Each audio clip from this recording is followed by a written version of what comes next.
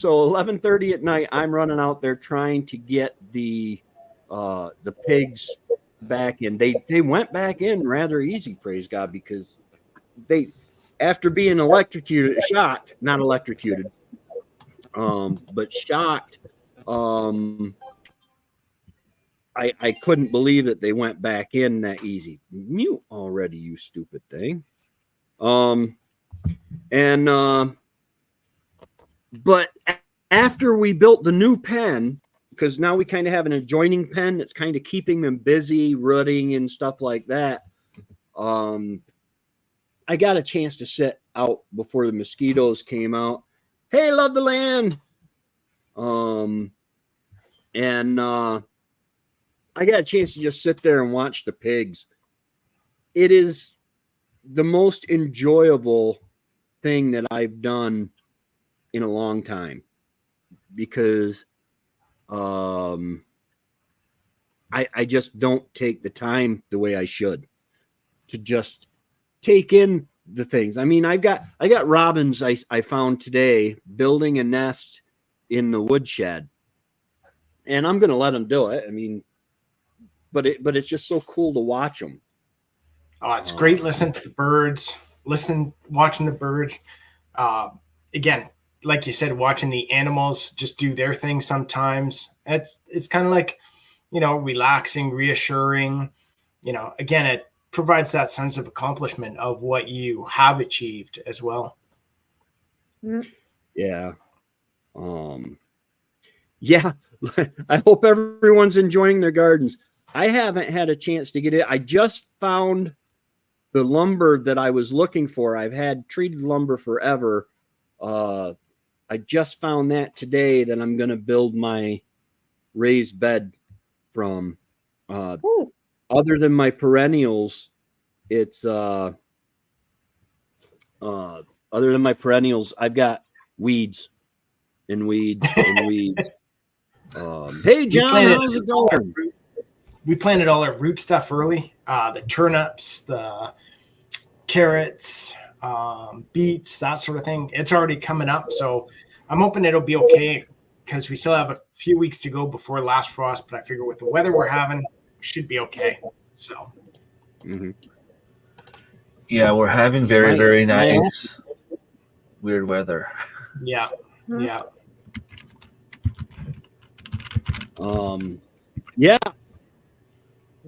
One of the reasons we got the pigs in March was because it was so nice. And then it snowed a couple more times, which we knew it was going to do. But so we're going through a lot of feed this year because, well, they're eating to stay warm, plus they're eating for boredom. And then they go on 20-mile runs that I have to chase them and to lose weight. But my apple trees were covered with blossoms. My pear trees were covered with blossoms. And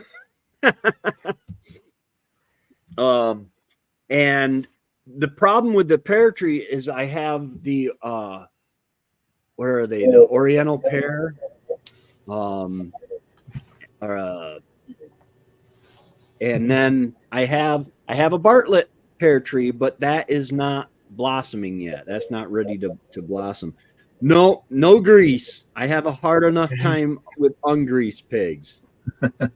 Because our apple trees are blooming, hey, plum trees, pear trees aren't yet, but last year when the apple trees and everything started blooming, then we had a cold snap and like snowstorm, ice pellets, and it was cold overnight, and it would like really hurt everything that was blooming. So the pollinators weren't even out last year, where I see a whole bunch of bumblebees and other bees around. So it's nice to see that hopefully this year should be good for pollination. I'm hoping so. On my apple trees, I haven't seen any of my honeybees on them. But I took, and there's a apple tree down the road. I'm not sure what kind it is. It's a sweet apple kind, but it hasn't it's never been pruned in the last 20 years or so. So you get real small apples, but they're sweet. And I took them and I took a couple blossoms off that and touched some of the blossoms on my apple trees. So, hopefully the stigma and hopefully they had a good time. Hopefully science works. Yes.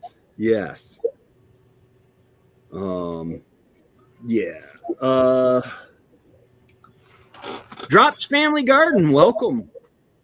We had tons of cicadas here in Arkansas. Been swatting them off every second when this is supposed to be a big year for cicadas. Haven't seen any yet for us, but again, we're back a bit on, on everything. On everything. Yeah, our zone. Hey, by the way, if anybody happens to see Richie, he's been on my live streams and stuff before. Send him home. I haven't seen him in a few days. I'd like to think that he's out tomming, but he's fixed, so I doubt it. Oh, they're dropping out of the sky on a lie. Oh. Well, adds protein to your yard. It's so funny finding the little exoskeletons of them. Yeah. When you're going around and you're weeding stuff or picking stuff and all that, and all of a sudden you're like, whoa, what the hell's that? And it's like the exoskeleton clamped onto something. It's like, that's really neat. Yeah. But yeah, this is supposed to be what? Is it a 50-year surge or hatch or something? It only happens so many times where you get this many, and you've got like a northern type and a southern type, and they're supposed to meet. And I have no idea. I don't either. I don't know. Haven't looked into that yet. Yeah. But So it all tied into the apocalypse there when the solar eclipse was supposed to stop everything, 13 and 17 years. Yeah. Okay. Cool. It's funny how everything just goes in cycles. Yeah. Yep. Yeah. I can't wait till winters get back to the way they were when I was a kid. They would never cancel school or give us a snow day unless there was like 3 or 4 foot of snow on the ground, much less coming. Nowadays, they're like, well, we better give them their snow days. Otherwise, they won't give us as many snow days next year. Yeah. I don't know. The kids have snow days like once every week, every second week now. Well, this year wasn't that bad. We've had a good winter. So I don't know how that's going to show in summer. Like we might have more bugs, more mosquitoes, more rottens. Like we don't know. Like I don't remember having such a beautiful winter since I think last time was 2010. And I know we had a lot of mice, a lot of bugs, a lot of that kind of stuff after. And it might be bad for ticks.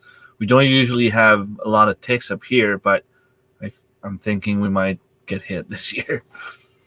Yeah, we hardly moved any snow at all this year with the snow blower. I think I only went out like 5 times, maybe 5 or 6 times, and usually it's once a week. So it was quite nice. But again, the problem with that is lack of snow means lack of water in spring for a lot of places. So hopefully we get the rain that we need, and should all be good. Yeah. This year I live on a seasonal road, and because of the warm winter and no snowmobile season, I mean, I think they only had like 1 or maybe 2 weekends of snowmobile season this year. But so everybody was still driving cars on this road, so it's really, really potholed up. 221 years. 200. Wow. Wow. That's wild. Of this large of a. Wow. Okay, Dave. Yeah, rub it in.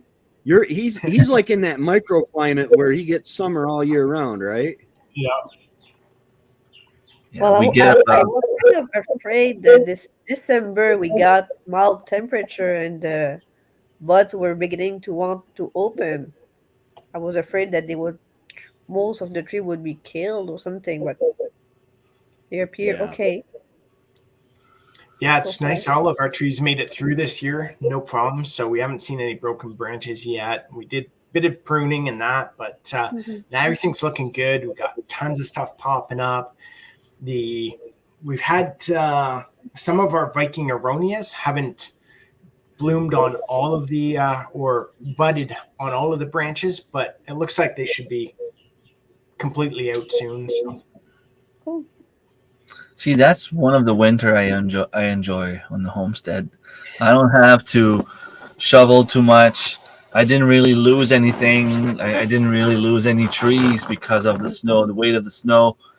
The only thing I lost is a few shrubs of red currants. I didn't lose them. They just lost a few branches because my son got a little pellet pew pew, and then he had a little target in the back of the property, and he kept walking on top of my bushes to get there. I'm like, man, what are you doing? Like, just go between the trees. He's like, well, I thought I was good. No, you were right in the middle of it. And then I have to put a few flags. I can buy flags at the dollar store. I'm gonna have to put a few on. we were marked in a bunch of ours the first year, second year, because Bridget's sister would drive the snowmobile all over the property, and we had just started planting stuff. So it was like, no, like, when you see the snowmobile tracks go right between the two posts where you have your berries, like, wait, come on, Really? yeah. So, Yeah. but now it's like, no, she doesn't drive around the back anymore. So, Good. yeah. Yeah, even in the summer, they're hard to find sometimes. I have a few small elderberries and a few small red currants, like they're just a few inches tall. So if the grass grows a little bit, I lose them. I'm going to have to put something around them just to make sure I know where they are when I mow the lawn.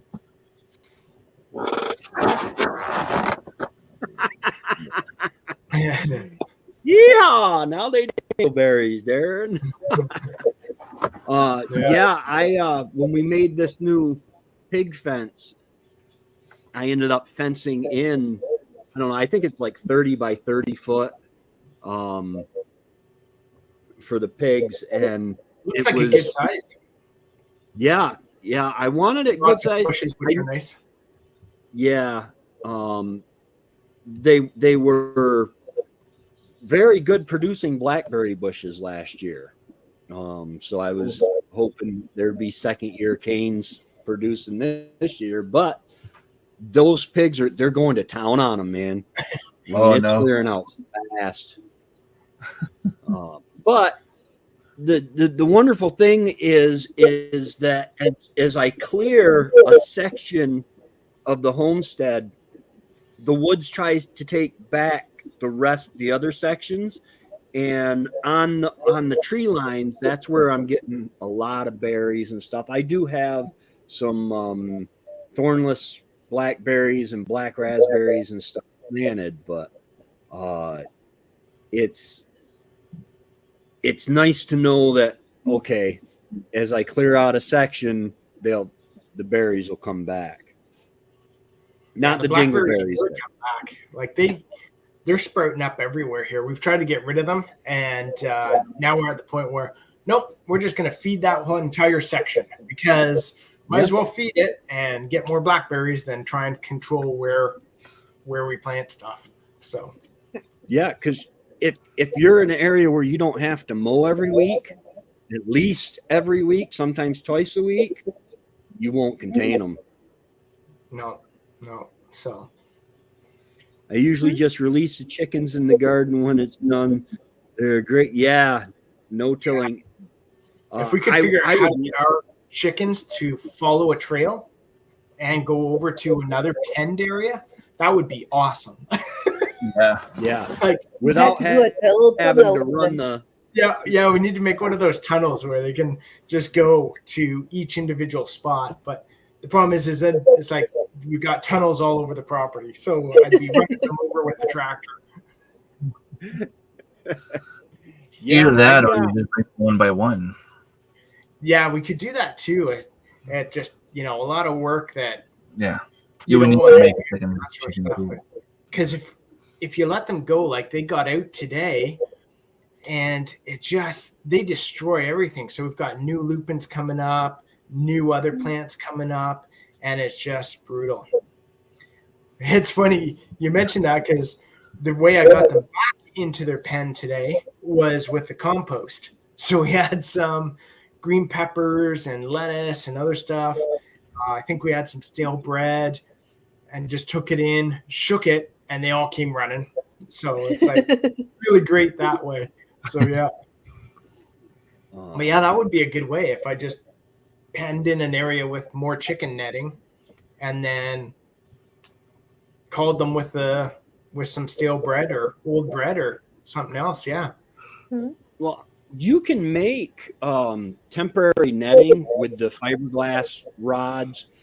As long as it's not going to stay in one. If it stays in one place, the grass will for too long. The grass will grow in it, and then you end up tearing it up when you move it. But I free range my chickens, and you really got to cover and fence in anything you don't want them into. And you hate it in the middle of the night. You go out to grab a block of wood off the wood pile, and there's a nice block on the ground, and you reach down and you grab a nice big handful of log, and guess who poopied on the log on the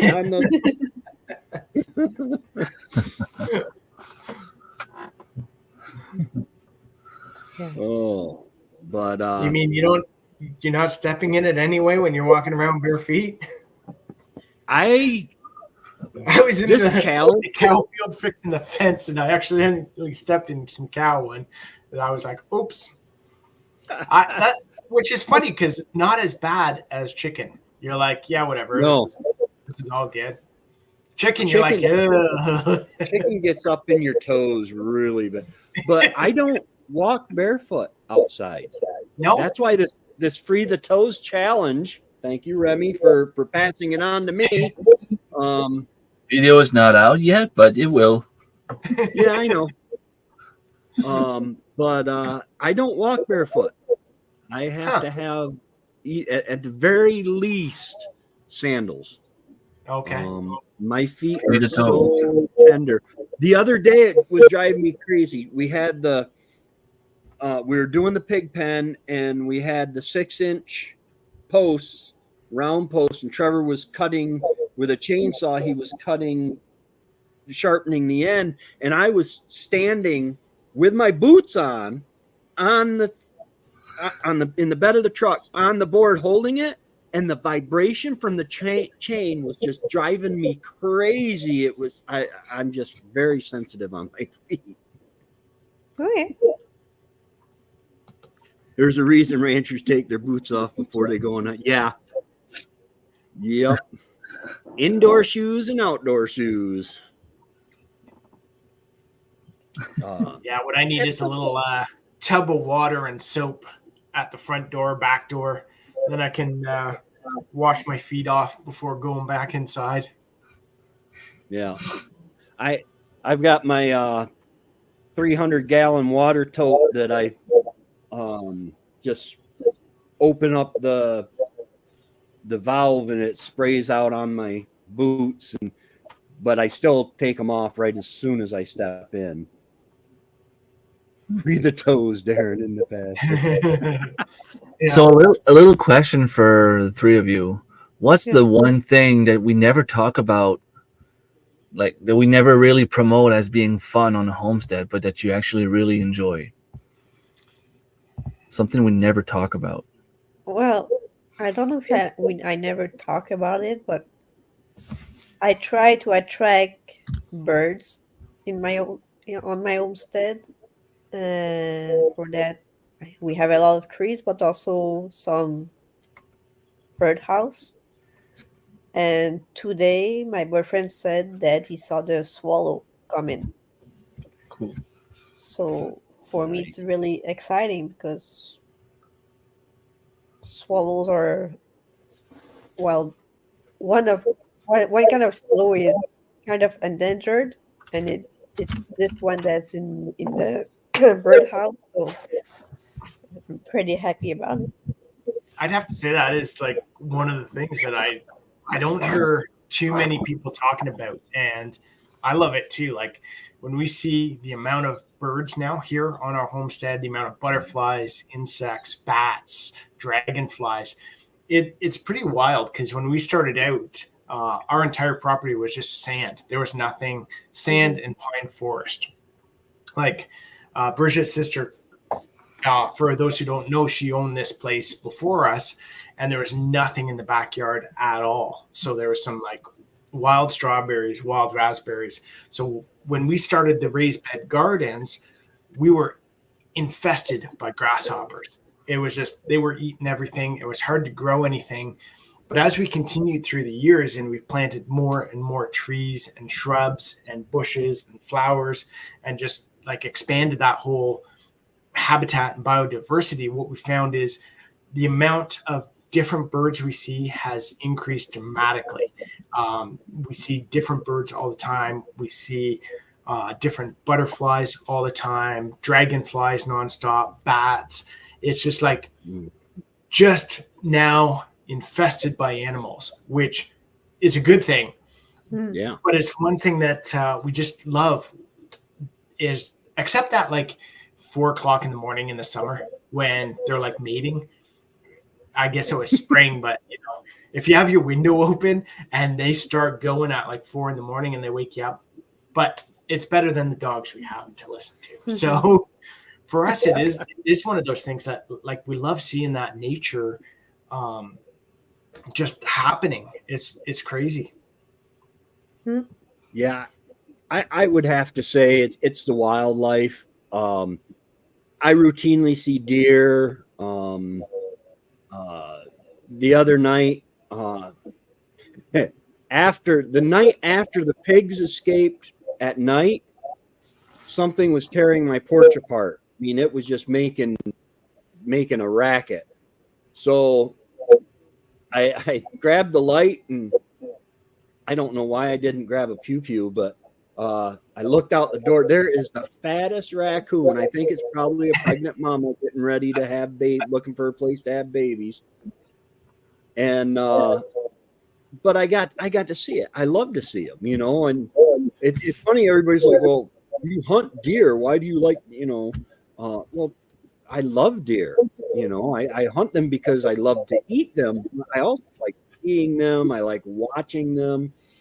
The Alex and Misty were coming up the driveway to see the pigs, and Misty brought me stuffed pork chops. Oh, they were good. But their kids were in the puddles. They were picking up salamanders. That I love kids on a homestead. It is just awesome. Buddy, you got to get down. Thank you. Hearing them laugh and play is just really, really cool. And something that doesn't happen very often, but I got to play the hero today. I was actually in the house. I forget what I was doing, but I heard it sounded like somebody was doing donuts on the dirt road. And I'm like, what in the world? So I walked down the end of the driveway, and there's an Amazon truck, and he is like high centered off the road. The only thing that kept him from going over was he caught a tree, which made a nice little dent on the side of his van. Oh no! And So I went and I asked him, I said, you want me to grab the tractor? And he says, yeah, I guess. He says, I don't know what they do in this instance. But so I grabbed the tractor and took him out. He said some lady with a minivan came barreling through, and he pulled over to try to let her pass, but he said she was coming so fast, not pulling too far off. And then once he got off the road, it was. So I got to play the hero. I like playing the hero. Cool. Fun. Deer around here are like big dogs, not worth the meat. Where are you at? Arkansas. That's right. Yeah. For me, it's everything you guys just said, but I don't really have a lot of animals here. I do have the butterflies and the bees, but just right now, building my food forest, I just can't wait to have the kids go out and just enjoy fruits from the tree, right off the tree. I remember my kids going outside harvesting carrots, being like, hey, can I take a carrot? Like, of course. That's why I grow them, right? Wash the carrot, eat it, go and find a huge cucumber and come back inside and cook. Of course, it's like everything else. Like we enjoy harvesting food, but it's just when you find, when the kids go out and they find stuff and they're interested in, and they learn from it. They find new things they like about it every single year. And like I was saying earlier, just be able to relax, sit down in the middle of my garden, just look around and have my feet in the soil, play with the soil with my hands. Just like, there's no better feeling. Yeah. Watching the little frogs and the crickets and the things you don't see when you're going 60 miles an hour, when you're busy In an office. and what's that? I said things you don't see that in an office. Well, maybe Darren does because his office is right in front of his backyard, but I don't. Yeah, it's funny watching the animals too when they do. If you watch them for a bit, they all do silly things, and it just makes you giggle. Like, watching the baby Highland cow the other day, and she was licking the water like a dog. So like, she's just learning how to drink, and she was lapping it up like a dog rather than sticking her face in and actually drinking. And then she goes and she's got her tongue still out, and she's like so close to the electric fence. I was like, oh, wait for it. She didn't touch it that time, but things like that. Watching your chickens run 90 miles an hour across the lawn after grasshoppers and stuff like that. It just, that stuff's really cool to be able to sit and just enjoy that kind of thing. Yeah. Totally. Watching my little Also, when you plant thing in the fall, that's you're not sure we'll make it, but half dead already. And the spring will come back. It's like, wow. Once you see the leaves start to bloom and bud, and it's like, oh yeah, it made it. Yeah. Yeah. Like when you. Oh, go ahead. I was gonna say when you break a branch on something and just for fun you just stick it in the ground and be like, well, I'm too lazy to bring it back there with the compost pile. Just stick it in the ground, and then you go 2 years later and like, what's that tree doing there? Like it survived and it grew roots. Like I saw an elderberry and a red currant growing out of nowhere. I had no idea where it came from until I started thinking. I'm like, I probably planted some branches there, and the more I thought about it, the more it rang the bell. But I have no memory whatsoever of doing it, but I know I did because it's funny how many of those you can do it with. Like, found out you can do it with the chokecherry, the basket willow, that sort of stuff. So when we started pruning stuff, I'm going around doing the same thing. Just here, we'll see what happens. And I noticed some of them have taken, which is so cool. It's like, yes.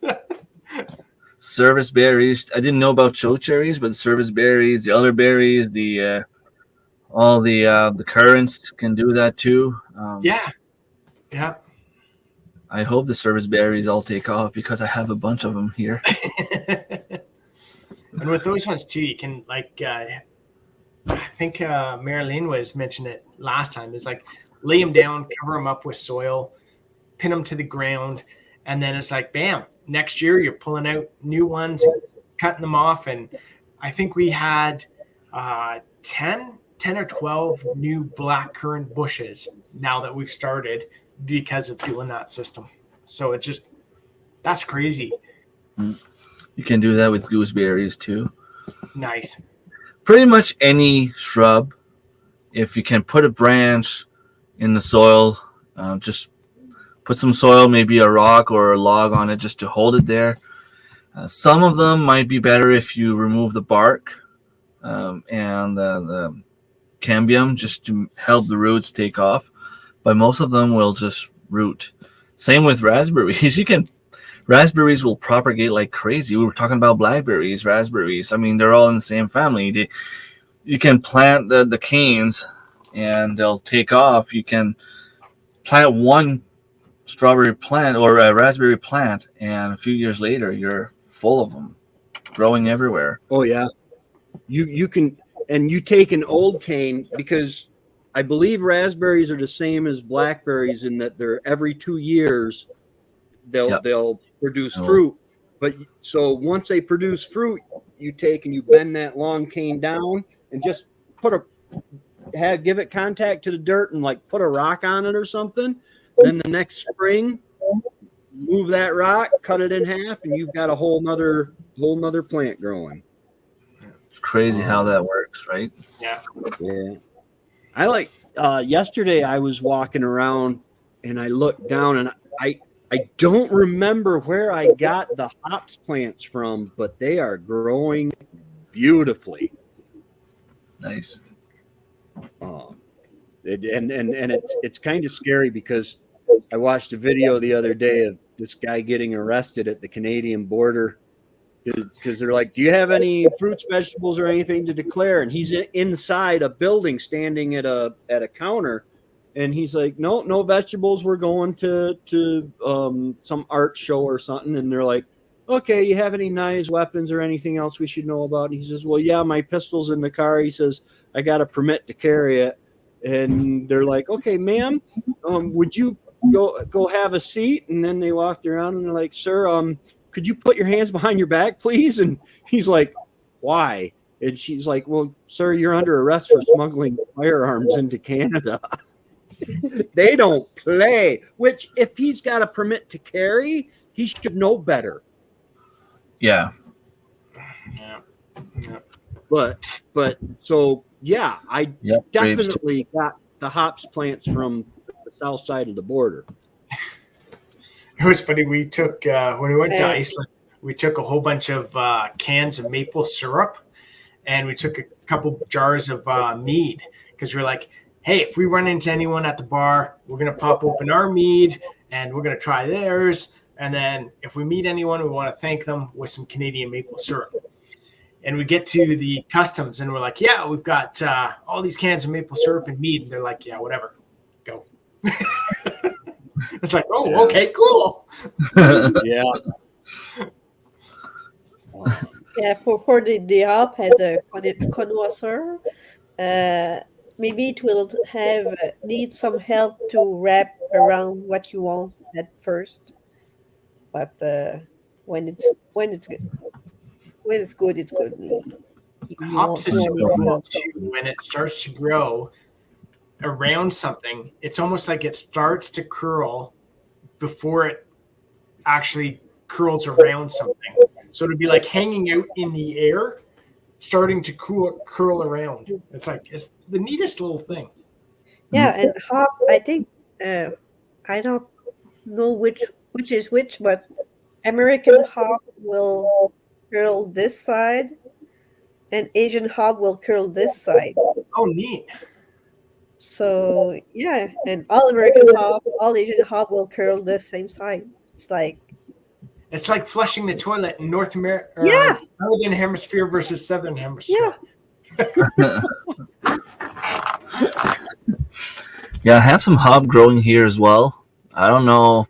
It's not very big, but it's there's so much stuff going on right now. Like I started doing the mushrooms from those boxes you can buy, mushroom kits. So I Don't have. do those inside. Huh? Don't do those inside. Why not?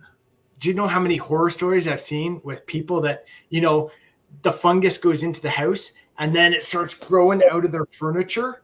Like if it gets into foam or curtains or blankets, all of a sudden you've got like mushrooms going out of your couch or mushrooms going out of your chairs. It's like I could just, you need to Google see Remy. mushrooms taking over houses. It's like all of a sudden your carpet turns into a mushroom carpet. Well, they're good mushrooms. They need water anyway.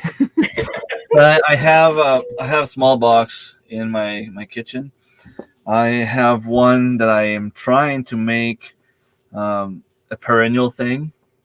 So I'm gonna have a video coming out on that with the results if it works.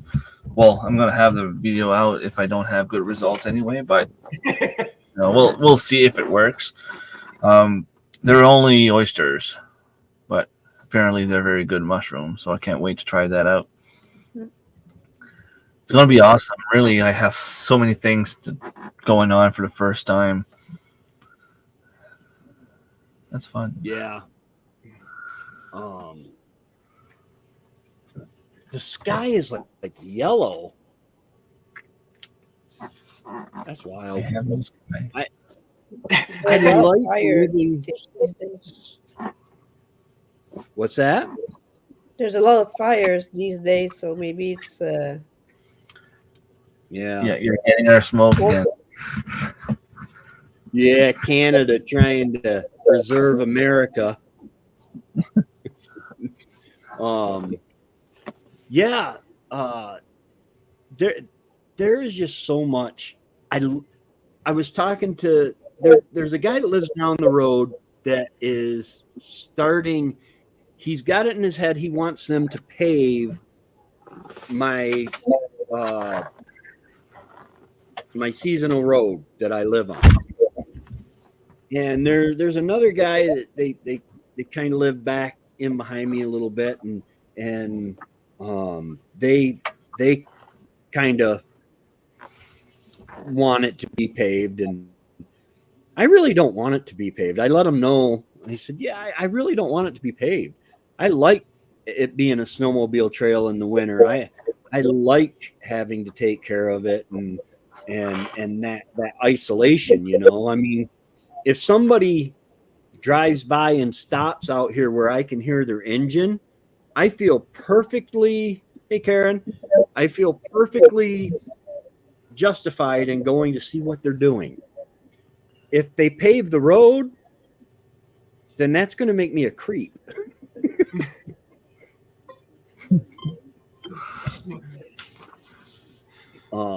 And that's something else I enjoy is just walking around. I used to take walks. I started being a creep. Kind of. I guess I'm pretty good at it from what I hear. My friend Matt kept saying, he says, "Okay, I'm gonna sign you up for a bunch of dating sites, and we're gonna find you a woman, find you a girlfriend." And I'm like, I don't really want one. And he's like, "Well, we're gonna do it anyway." And he kept on. Well, he just had his daughter just had his first grandchild, and so I said, "You know what? You don't have to look anymore. I'll wait until your granddaughter grows up and I'll marry her." I figure that gives me at least, because I'm not going to marry anybody that's under like 40.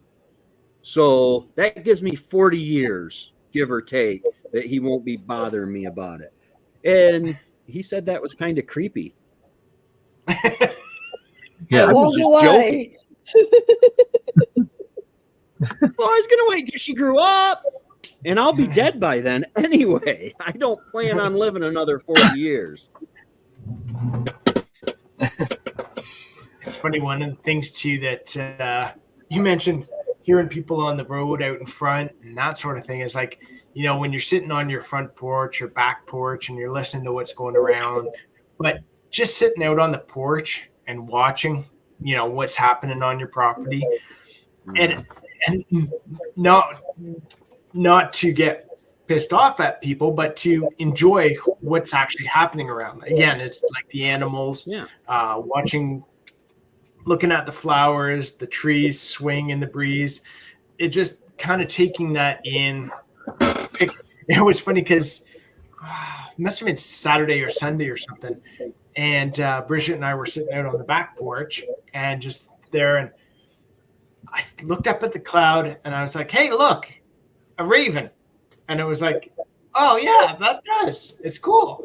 And I was like, how often do you really take in nature and stuff like that when you're running around trying to get stuff done? We still do. I think that's what we love about what we're doing is that we do take in nature, but to purposely, put some time involved and sit down and just chill and, Yeah, I can, like, now that the trees are budding and their leaves out and stuff. Alex and Misty have kids, and I hear them, when they take their walks up the road, laughing and giggling. I can't see them even from the porch unless I actually walk through the woods, but I can hear them, and they're having a good time. They're not sitting on a couch with their cell phones in their hands. They're out exploring, and they're, hey, look at this, this big mud puddle. Don't you push me in. I'm going to push you in. All this stuff that we used to do when we were kids. Wife only a year younger than me. 58 is okay with me. Yeah, I like the sound of kids. My daughter is growing up. I have 5 grandkids, and so I'm done with kids.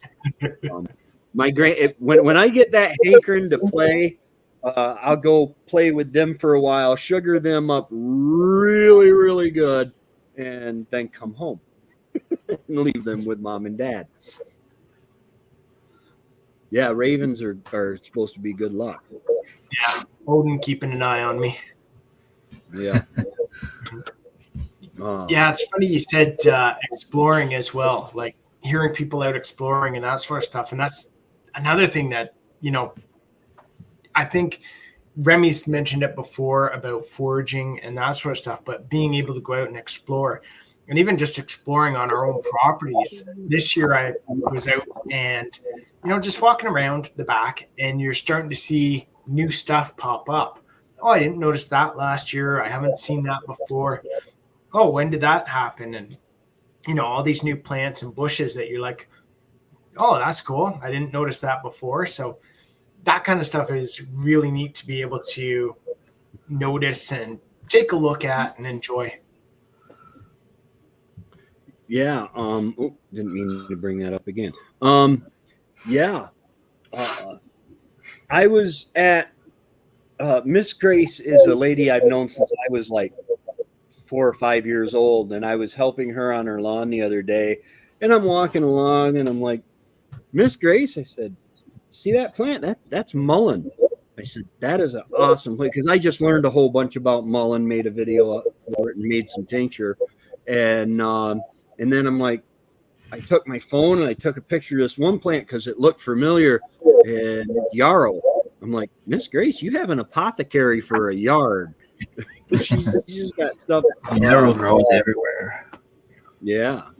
And it's funny you mentioned that. Oh, sorry. Go ahead, Tracy.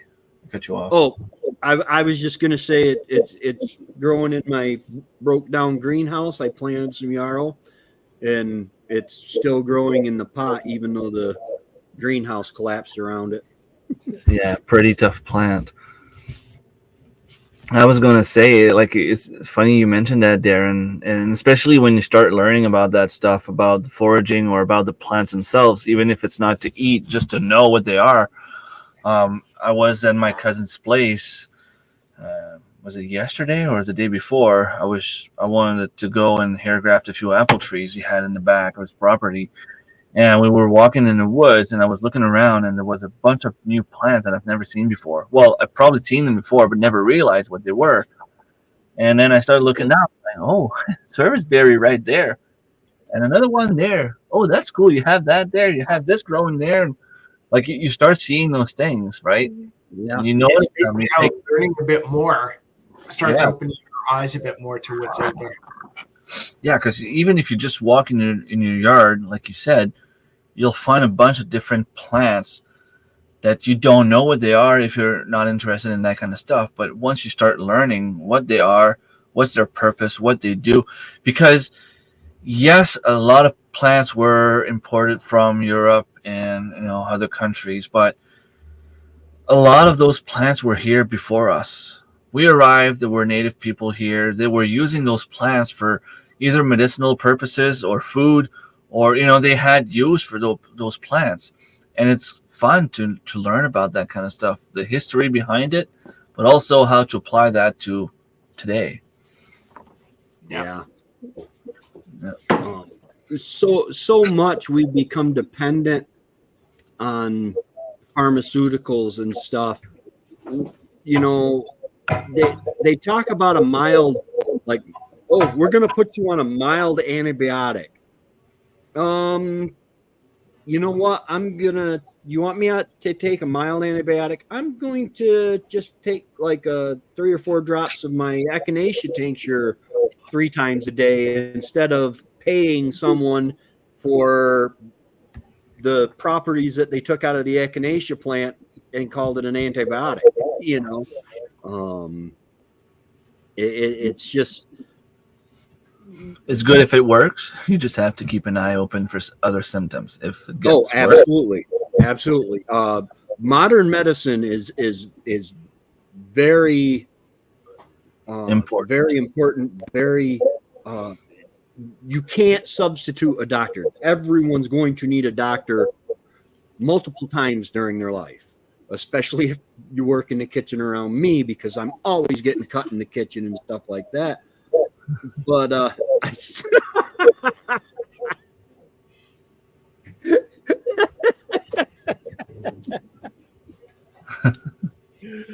hey, my wild home. It's crazy, some of the ones out there too, like Meadow Sweet and others like that.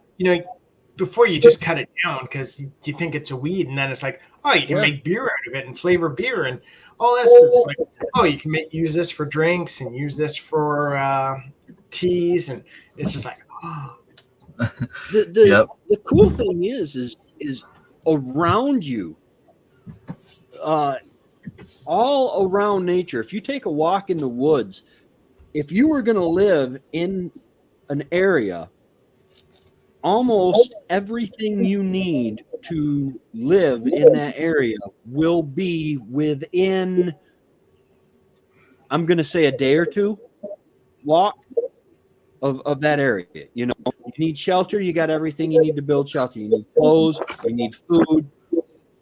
Now, the farther north you go, the harder and scarcer it seems to get. But I mean, even up there where Darren is dancing with polar bears, he ends up, he's got everything he needs, and a lot of it, it's funny because the more, like you said, the more I learn, the more I look, the more I see, and it is just amazing. And it's enjoyable too. It is, and it's so funny because we get caught up in, I think a lot of people that aren't attached or aren't doing what we're doing or aren't in the know kind of get caught up in like importing stuff. So avocados, we're going to import them and it's going to be awesome, this new superfood. Or how about pineapples and all that. Just look around. We've got blueberries, choke cherries, raspberries, Viking aronia berries, black currants, like you name it. There's all of those there that you can go out and just start harvesting and growing and that sort of stuff. There's no need to import stuff. Mhm. Sure, it's great to have pineapple, especially on your pizza, but sometimes but everything you need really to live is within your area. It's just different from somewhere else. Yeah. Right. Yeah. You still need to know what you're harvesting, though. Like, you need to make sure you know your stuff, and that's we were talking about that on a previous live stream or maybe a previous podcast, where all the knowledge we had, the knowledge our grandparents had or the grandparents had, it's getting lost. And one of the reasons I do what I do is so that the knowledge is out there somewhere, because we know a lot of stuff. Let's face it. I mean, people in the chat, we do YouTube. It's because we have information to share. But we need to get that information out there for people to be able to continue learning from. Because eventually, like, I'm not the kind of guy to believe that there's going to be an apocalypse tomorrow. It's not what I'm saying. But at the same time, what if there's a solar flare? What if everything electronic stops working? What if for some reason they cut you off on an island, like my wild home? You're stuck on an island, you can't go back. You need to learn to provide for yourself. Like, there's always different situation that could happen that you need to know what's around you. You could just go hunting and get lost. You need to know how to build a shelter. You need to know what to find in the woods to be able to provide for yourself. Yeah. I mean, I keep saying, if I lose my job, I have a lot of food. I might have to cut down the cable. I might lose power for a while. I might even lose my house if it comes down to this, but I have food. As long as I have food, I'm good to go. Well, my parents, they're old. I mean, my mom's 87. But even them, we were raised a little older because we didn't know it was called homesteading, but my parents homesteaded. Mom canned, and we picked berries and we gardened and all that other stuff that I hated so much that I do every day now, and enjoy it. But there came a point where it was easier to give a nickel for a piece of candy rather than go pick a small new limb off a yellow birch, or go pick some mint to chew on. It was easier to buy the gum, and then it made its way into our food. Well, it's easier for me to go buy my beef rather than raise my beef. Now, there's a big difference between grocery store meat and those steaks that Darren served us at the conference, and that moose meat that Remy brought. Dude, I ate like a king. It was awesome. And now they're talking. Well, they're doing stuff to our food that is not acceptable to me, if that makes sense. I have an app on my phone. It's really funny. It right there, the insect. It looks like a nose to me. It literally, you take and you scan the USB, the barcode on anything, and it will tell you, let's see here, no insects found.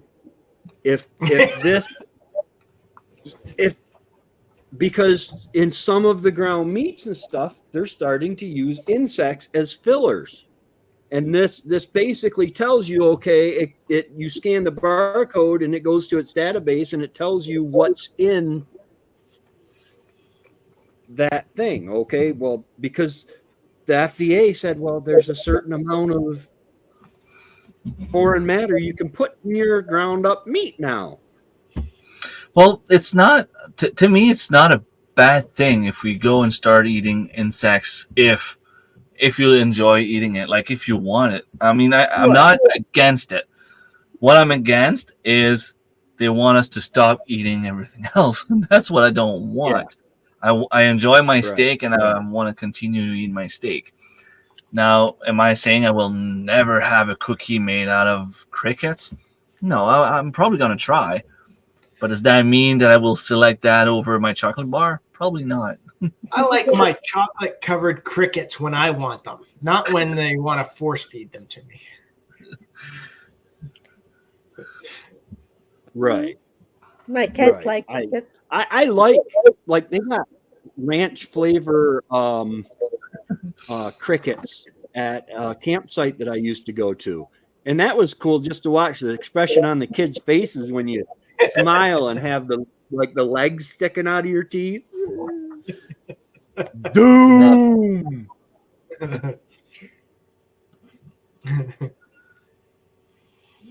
But that is one of the absolute pleasures and joys that I really love about doing what we do is when you cook dinner or cook breakfast or lunch and everything on that plate is either something you grew or raised, that feeling is unreal. Like, and it's just so amazing to be able to like meat, potatoes, salad, or veggies or something like that. When it's all something you did right there on your homestead, that feeling is, there's nothing else like it that I know of anyway. Well, there are a few things, but we can't talk about that. Well, we can, but we'll, on the Patreon we could. Yeah. So check out something to talk about on the Patreon. Yeah. We push the limits on YouTube, but the Patreon they don't have the same limits. No, we've crossed those limits a few times on Patreon. Yeah. Yeah, go check it out. Yeah. Yeah. And just like tonight, I'll go out to close in the chickens before I go to bed, and I'll be able to hear the frogs, sometimes crickets, the owls, and the pigs snoring, just different things like that. It is just so peaceful. Yeah. It's just like, wow, this is my home that I carved from the woods. There's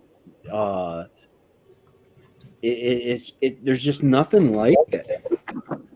There's been some cool times where we've been out in the pool and it's just going from evening dusk till dark, and we'll be out in the pool and there'll be like dragonflies, like I want to say like 15 of them going nuts because all the black flies are out, all the other flies are out, and we get a bunch of flies because of the animals. So the dragonflies are loving it. They're having a great time, and then all of a sudden they disappear. And then you wait a few minutes, and all of a sudden now you're seeing bats go around. And it's like, that's just so cool. Cool. That all of those are signs. The dragonflies and the bat. Yeah, that's a good ecosystem you got. And I love the way Marilyn does her garden as well. The way that she brings the birds and all that stuff to her property. See, if you were outside, you'd have the birds to do that for you. My first mosquito of the year. Hi, Karen. Hey, Buttercup and Worm, hi.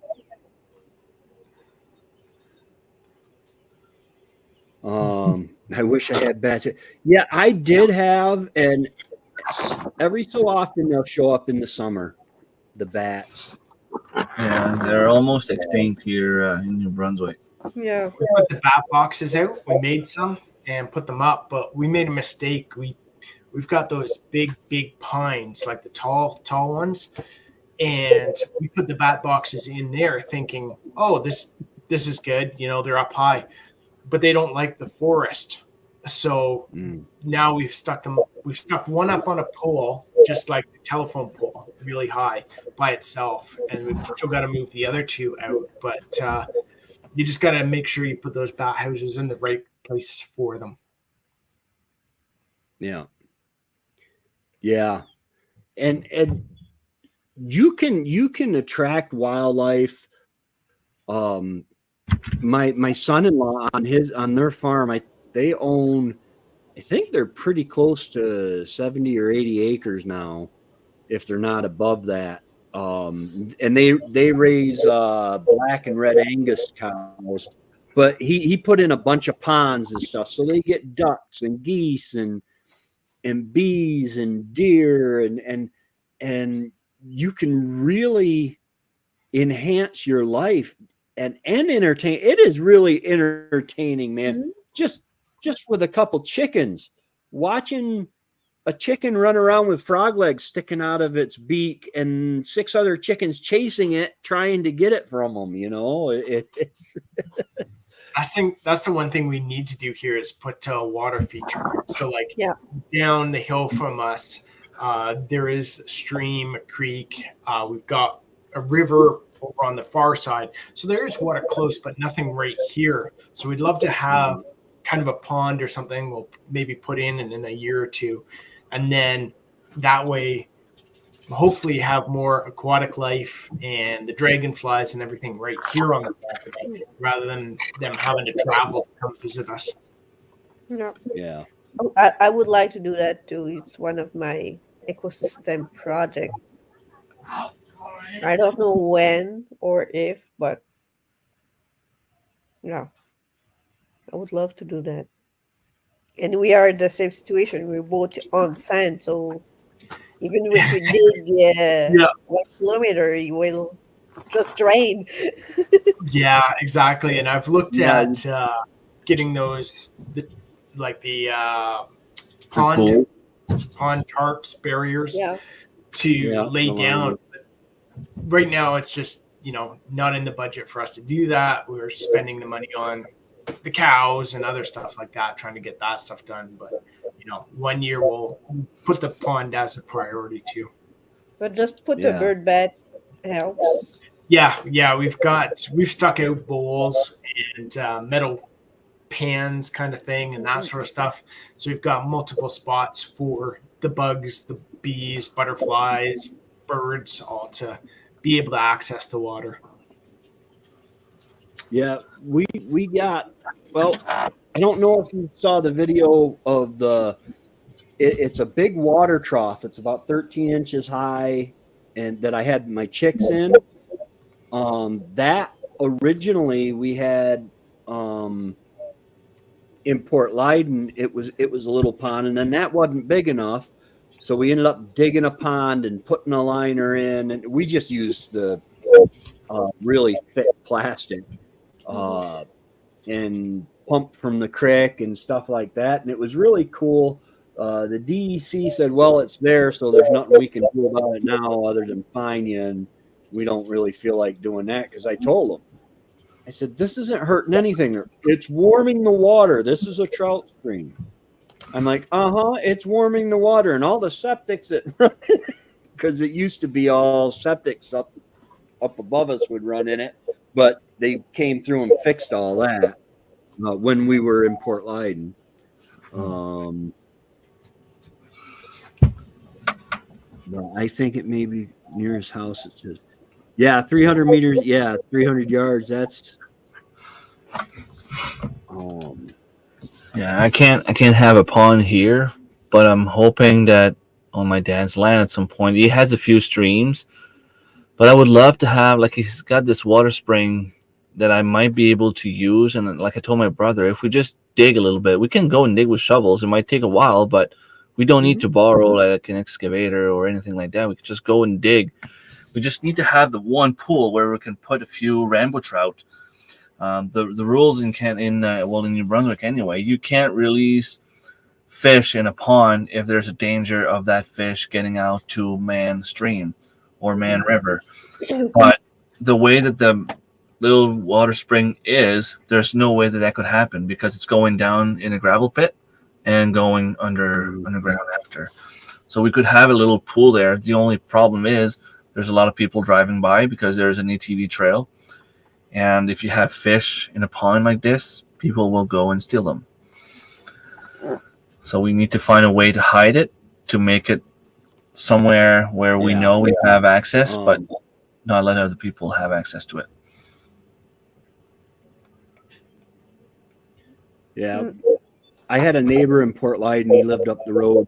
He spent thousands of dollars, built this nice brick pond, and bought koi fish, the bright colors, white and orange and stuff.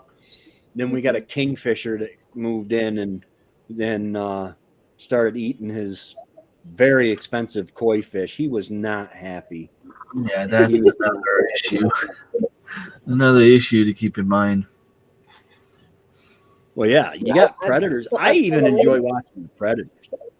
What's that? I'm following a guy on YouTube, Canadian permaculture, and he create a real big pond, like pool size pond. Then he swim in it and everything, and he plant all around to create ecosystem and everything, and it's great.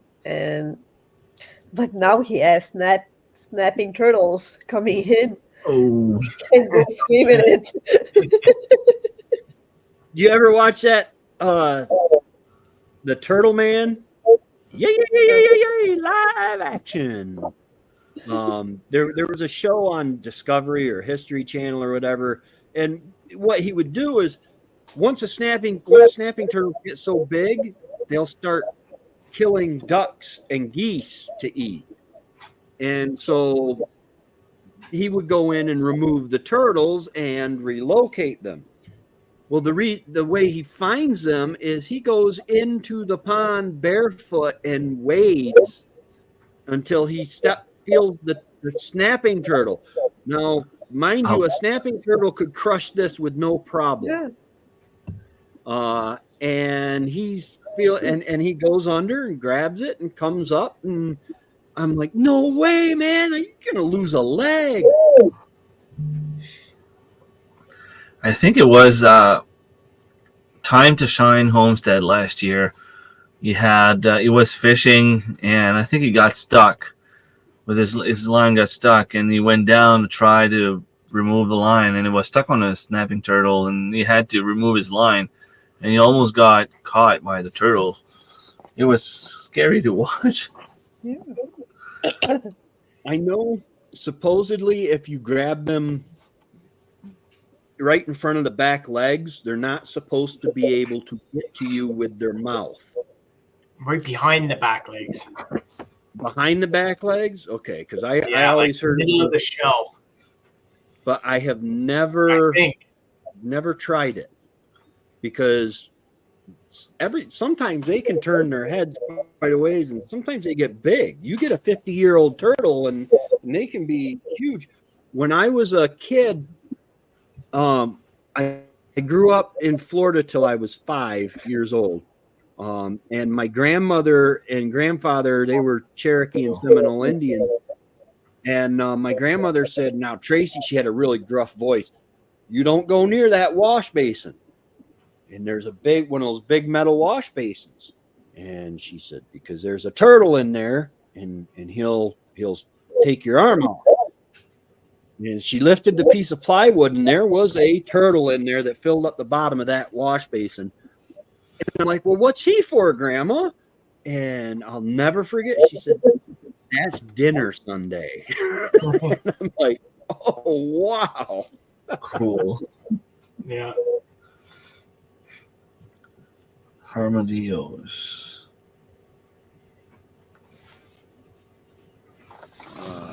Snapping turtles in Georgia. Everyone stopped to avoid running over it. Yeah, armadillos.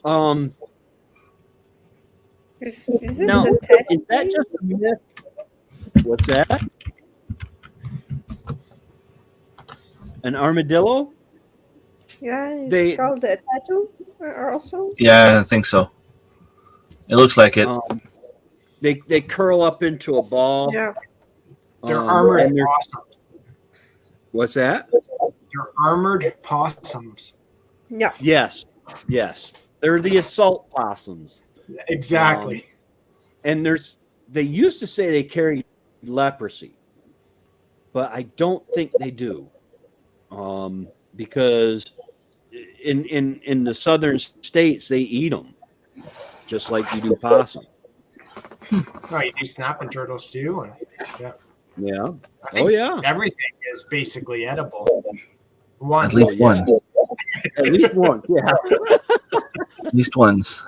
yeah. Oh. Well, guys, we've been on for an hour and 17 minutes. Awesome. So pickup truck, you don't worry about the car you don't want to run over. Yeah, it's that's a big boom. But hey guys, check out the No Borders Homesteaders YouTube channel. Check out we're on Patreon for an after show. There's some additional content. Remy does a series. Was it a series or just a video that you put up of Just the one the video. chicken butchering? Just the one Because video. YouTube doesn't like blood. And then I did several videos on butchering a deer years and years ago that we put up there. So we like to put our content that YouTube doesn't like up there. But yeah, don't forget to hit that like button, that subscribe button, that little notification bell so that you get notified every time we come out with new content. Yeah. Woo! Yes, you. And check out Rem's Family Farm, Thorhaven Farm, and Mahilin at Little Homestead by the Beach. We're gonna go ahead and let you guys go.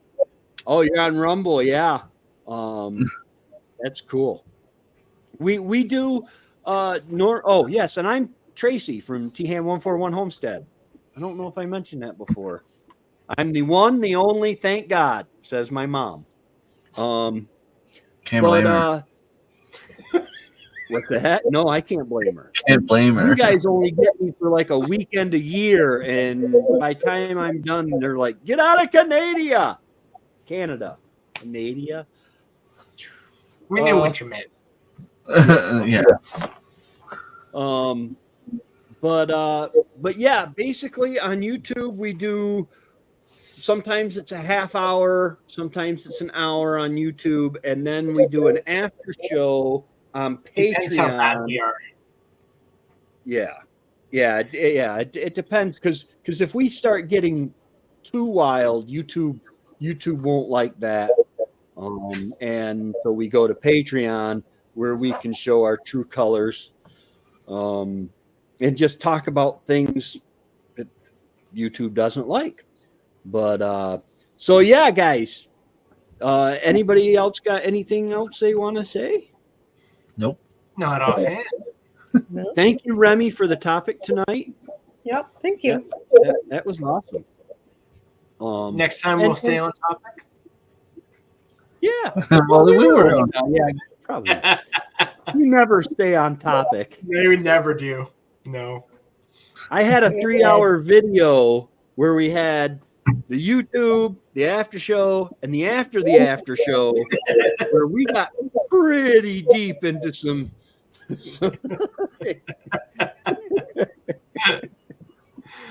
that was, but that's all on the Patreon. The after show was wild. Yeah. And really doesn't have much to do with homesteading, I guess. I don't. But anyway, Every once in a while, but yeah, we'd bring it in there. from what I remember, anyway, yeah, you were lit. You were lit. Okay. That was all right. For the fourth time, Let's go. Bye. All right. Have a great We will night, see everyone. you guys later. Bye. Thank you guys for coming in and joining us. And we will see you in the funny pages and YouTube and Patreon. Bye. Bye.